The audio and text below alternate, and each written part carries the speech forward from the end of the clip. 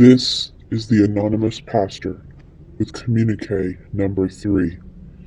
In the past week we have heard much, nationally and locally, about the need for the followers of Jesus to gain political power, to get themselves and those allied with them elected to positions of leadership with the systems of power.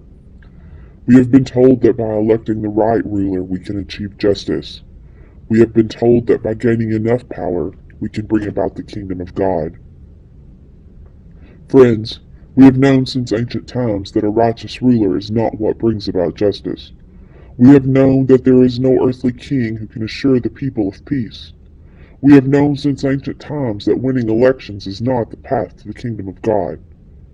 Remember God's warning in the Hebrew Scriptures when the people demanded a king. So Samuel reported all the words of the Lord to the people who were asking him for a king. He said, "These will be the ways of the king who will reign over you. He will take your sons and appoint them to his chariots, and to be his horsemen, and to run before his chariots. And he will appoint for himself commanders of thousands and commanders of fifties. And some to plow his ground and reap his harvest, and to make his implements of war and the equipment of his chariots.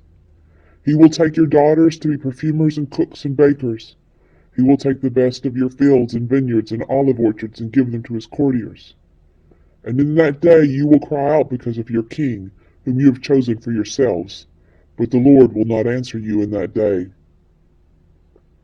Our elected rulers, whether chosen from the left or the right, whether White House or City Council, are no different today.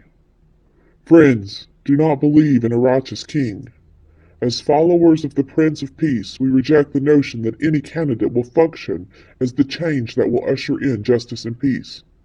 No candidate, no matter how benevolent, is the revolution that the people at the bottom, those who are crushed beneath the weight of oppressive systems, yearn for in order to achieve liberation.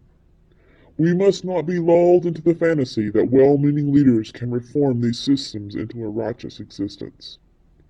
As communities of faith, as followers of Jesus Christ, we are called upon to be engaged. But we are not called upon to be part of the systems of power structures.